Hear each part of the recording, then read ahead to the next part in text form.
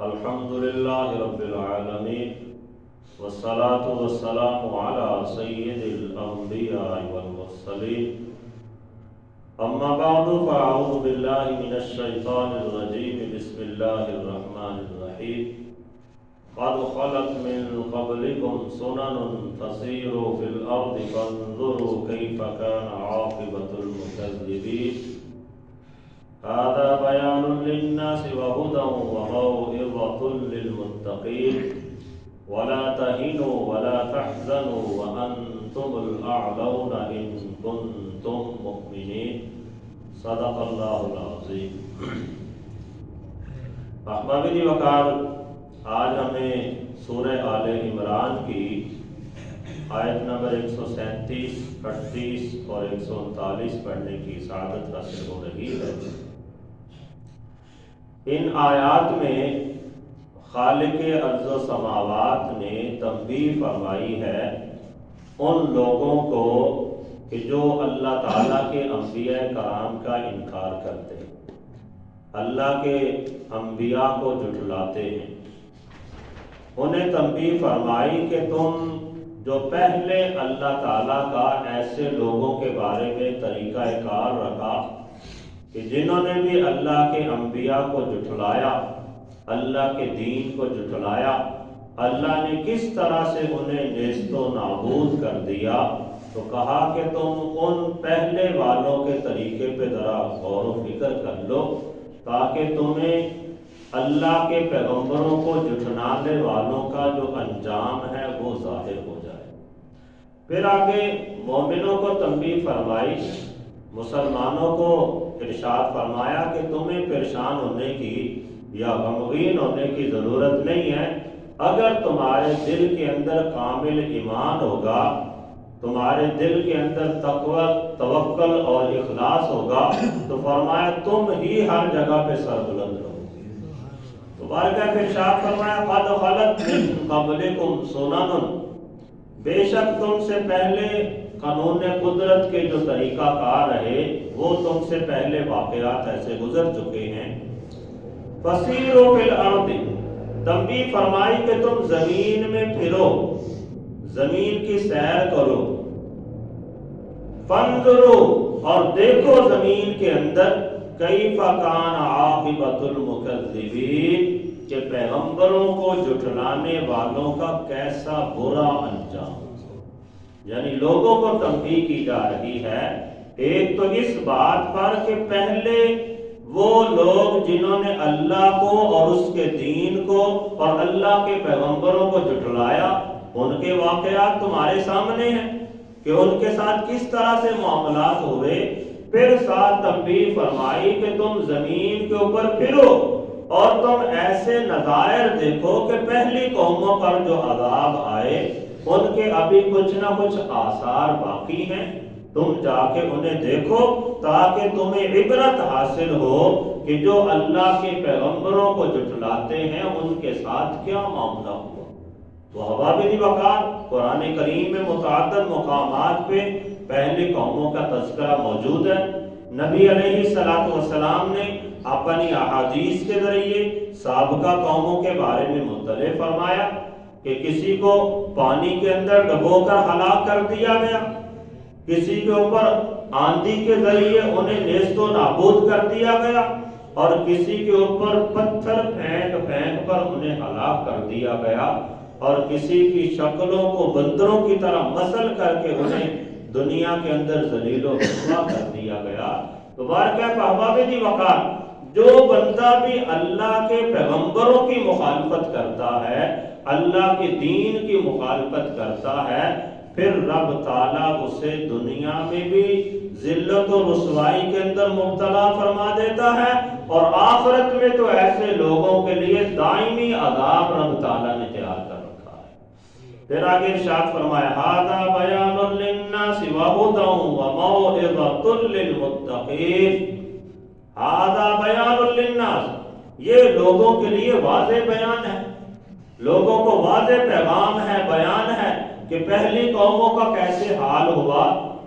اور جنہوں نے اللہ کے دین کے ساتھ اپنے تعلق کو مضبوط کیا، تو اللہ نے انہیں کس قدر کامیابی و کامرانی سے ہمکنار فرمایا۔ وَهُدًى وَمَوْعِظَةٌ لِّلْمُتَّقِينَ، فرمایا کہ اس میں جو متقین ہیں ان کے لیے ہدایت بھی ہے اور نصیحت بھی ہے۔ جو تقوی اختیار کرنے والے ہیں، جو اپنی زندگی اللہ اور اس کے حبیب کے احکامات کے مطابق گزارنے والے ہیں، جن کے دلوں کے اندر اللہ کا خوف موجود ہے، انہیں تو اس طرح کے واقعوں سے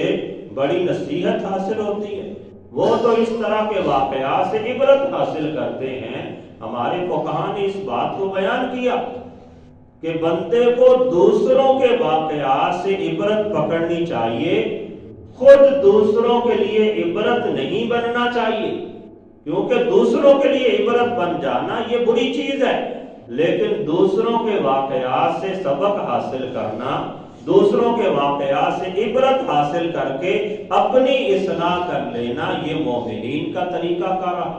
یہ متقین کا طریقہ کار رہا۔ تو اس لیے اللہ تعالیٰ نے یہ تنبیہ فرما دی کہ پہلے سابقہ قوموں کا جو حال ہوا، اللہ نے اسے کھول کر واضح کر کے تمہارے سامنے بیان فرما دیا۔ تو اس میں یقیناً متقین کے لیے ہدایت بھی ہے اور ان کے لیے نصیحت بھی ہے۔ پھر آگے مومنوں کو تنبیہ کرتے ہوئے ارشاد فرمایا وَلَا تَهِنُوا وَلَا تَحْزَنُوا، اور نہ تم کمزوری دکھاؤ اور نہ ہی تم غم کے اندر مبتلا ہو جاؤ، بلکہ فرمایا وَأَنْتُمُ الْأَعْلَوْنَ إِن كُنتُم مُؤْمِنِينَ، اگر تمہارے دلوں کے اندر کامل ایمان کی دولت موجود ہے تو تم ہی دنیا کے اندر سربلند ہوگے۔ بعض اوقات ایسے معاملات ہو جاتے ہیں، آقا کریم صلی اللہ تعالی علیہ وسلم کے زمانہ اقدس میں ایسی ہی کنڈیشن تھی کہ مسلمان بالکل مٹھی پر تھے، ان کے پاس اسلحہ تو جمع کرنا بڑی دور کی بات ہوتی ہے، ان کے پاس تو اپنے بدن پہ پہننے کے لیے لباس نہیں ہوتا تھا، کھانے کے لیے کھانے والی اشیاء موجود نہیں ہوتی تھی، ایک ایک کھجور کے ساتھ کئی کئی دن پہ گزارا کیا جاتا تھا۔ تو ایسی صورت میں مسلمانوں کے دل میں ایسے خیال آتے تھے کہ ہم تو کمزور ہیں، ہمارے پاس تو غذا کی کمی کی وجہ سے طاقت نہیں ہے، ہمارے پاس تو اسلحہ نہیں ہے، ہم کیسے دشمن کا مقابلہ کریں گے، اپنے سے کئی گنا بڑی طاقت کا کیسے مقابلہ کریں گے۔ تو اللہ تعالیٰ نے مومنوں کو تسلی دی، ارشاد فرمایا وَلَا تَهِنُوا وَلَا تَحْزَنُوا، اے ایمان والو تمہیں کمزوری دکھانے کی یا پریشان ہونے کی ضرورت نہیں ہے، تمہیں صرف ایک بات کی ضرورت ہے کہ تمہارا ایمان کامل ہونا چاہیے، اللہ کی ذات پر تمہارا توکل کامل ہونا چاہیے۔ پھر فرمایا کہ جب تمہارا توکل کامل ہوگا، اللہ کی ذات پہ ایمان کامل ہوگا، پھر فرمایا تمہیں دنیا کی کوئی طاقت زیر نہیں کر سکتی، بلکہ وَأَنْتُمُ الْأَعْلَوْنَ إِن كُنتُم مُؤْمِنِينَ، اگر تم ایمان والے ہو تو تم ہی کامیاب ہوگے۔ اور پھر واقعتاً کامیابی ہوئی۔ غزوہ بدر کو دیکھیں، مٹھی پر مسلمان، اللہ تعالیٰ نے اپنے سے 3 گنا بڑے لشکر پر ایسی شاندار فتح عطا فرمائی کہ کافروں کی جڑ ہی اکھڑ گئی وہاں سے۔ پھر اس کے بعد غزوہ احزاب کے موقع پر دیکھیں، کافروں کی ساری طاقتیں مل کے وہاں پہ آ گئی مسلمانوں کا مقابلہ کرنے کے لیے، لیکن رب تعالیٰ نے ایسے انداز سے مسلمانوں کو فتح عطا فرمائی کہ بہت زیادہ مال و دولت بھی عطا فرمایا اور ساتھ ساتھ کافروں کو ذلیل و رسوا کر کے واپس بھی بھگایا۔ اور اس کے بعد حضور کے زمانے اقدس میں کتنی جنگیں ہوئیں، ہر جنگ میں اللہ نے مسلمانوں کو فتح عطا فرمائی۔ حضور کے صحابہ کرام کے دور میں کس قدر جنگیں ہوئیں، رب تعالیٰ ہر مقام پہ مسلمانوں کو فتح عطا فرماتا رہا۔ تو جب تک لوگوں کے دلوں میں ایمان کی کاملیت تھی، اللہ کی ذات پر بھروسہ تھا، تو وہ اپنی تلواروں تیروں کو نہیں دیکھا کرتے تھے، اپنے ایمان کی طاقت کے ساتھ لڑتے تھے، رب تعالیٰ انہیں فتح عطا فرما دیتا تھا۔ لیکن افسوس کا مقام ہے کہ آج امت مسلمہ ان کے پاس ایٹمی طاقت موجود ہے، ہتھیار موجود ہے، لاکھوں کروڑوں کی تعداد کے اندر فوجی موجود ہیں، لیکن مسلمان ذلت کا سامنا کر رہے ہیں۔ وجہ کیا ہے؟ سب سے بڑی وجہ یہ ہے کہ مسلمانوں کے دل میں وہ ایمان کامل کی دولت نہیں ہے، جو اخلاص اور اللہ کی ذات پہ توکل ہونا چاہیے تھا وہ توکل نہیں رہا۔ یہی وجہ ہے کہ آج ہم دنیا میں پسپائی کی طرف جا رہے ہیں، ذلت کی طرف جا رہے ہیں۔ جہاں کفر چاہتا ہے وہ ہمارے مسلمانوں کا گلا کما کر دیتا ہے، جہاں چاہتا ہے مسلمانوں پہ ظلم و تشدد کر دیتا ہے، کوئی انہیں پوچھنے والا نہیں۔ مسلمان ڈرتے ہیں، گھبراتے ہیں کہ کہیں ہم ہلاک نہ ہو جائیں۔ اللہ تعالیٰ نے اس چیز سے ہمیں منع فرمایا، ارشاد فرمایا وَلَا تَهِنُوا وَلَا تَحْزَنُوا، تم خود اپنی کمزوری نہ دکھاؤ، خود پریشان نہ ہو، اللہ تعالیٰ تمہیں ہر میدان میں سربلندی عطا فرمائے۔ تو احباب جی وقار یہاں پہ سربلندی عطا فرمانے کے اور مسلمانوں کو فتح دینے کے اور بھی کئی مقام کو کہا نے بیان فرمائے۔ ایک تو یہ کہ دشمن کے ساتھ مارکہ آرائی ہو، جنگ ہو، اس وقت تنبیہ فرمائی کہ اللہ مومنوں کو ہی فتح عطا فرمائے گا، اور دوسرا یہ بیان فرمایا کہ اگر مسلمانوں کا کہیں کافروں کے ساتھ مناظرہ ہو، ان کے ساتھ بحث و مباحثہ ہو، تو ایسی صورت میں فرمایا کہ اللہ مومنوں کو ہی سربلندی عطا فرمائے، کیونکہ ان کے پاس قرآن و سنت کے ایسے پختہ دلائل موجود ہیں کہ کافروں کے پاس ایسے دلائل موجود ہی نہیں ہیں۔ پھر فرمایا کہ اللہ تعالیٰ نے مسلمانوں کی اس اعتبار سے بھی سربلندی عطا فرمائی کہ یہودیوں اور عیسائیوں ان کے نبیوں کے جو معجزات تھے وہ ختم ہو گئے، لیکن ہمارے نبی کا جو معجزات ہیں وہ آج بھی زندہ و جاوید ہیں۔ حضور کا سب سے بڑا معجزہ قرآن کریم جو آج بھی بعین ہی حرف بحرف اسی حالت کے اندر موجود ہے۔ سابقہ انبیاء کی کتابیں دنیا کے اندر آئیں، وہ اپنی اصل حالت کے اندر برقرار نہیں رہ سکیں، لیکن اس امت کا قرآن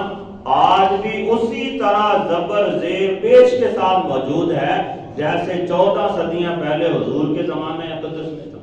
تو یہ فرمایا کہ جو ارشاد فرمایا وَأَنْتُمُ الْأَعْلَوْنَ، تم ہی سربلند رہو گے، مطلب یہ کہ ہر میدان میں تم ہی سربلند رہو گے۔ اگر دلائل کی بات آئے گی تو دلائل کے اندر تم سربلند ہوگے، اگر ایمان اور عقیدے کی بات آئے گی تو تم ہی سربلند ہوگے، اگر معجزات کی حفاظت کی بات آئے گی تو تم ہی سربلند ہوگے، اور اگر کتابوں کی احکامات کی حفاظت کی بات آئے گی تو تم ہی سربلند ہوگے، اور اگر اپنے انبیاء کے اقوال کی حفاظت کی بات آئے گی تو بھی تم ہی سربلند ہوگے۔ آج دنیا کے اندر کسی نبی کی باتیں بعین ہی اس حالت میں موجود نہیں ہیں، جس طرح پیغمبر آدم خاتم الانبیاء کی باتیں آج بھی دنیا کے اندر بعین ہی انہی الفاظ کے ساتھ موجود ہیں۔ تو احباب جی وقار یہ دین کی سربلندی ہے۔ اللہ تعالیٰ کی بارگاہ میں دعا ہے کہ رب تعالیٰ ہمیں ایمان کامل کی دولت عطا فرمائے اور ہمیں حضور کے صحابہ کی طرح ہر میدان میں کامیابیوں کا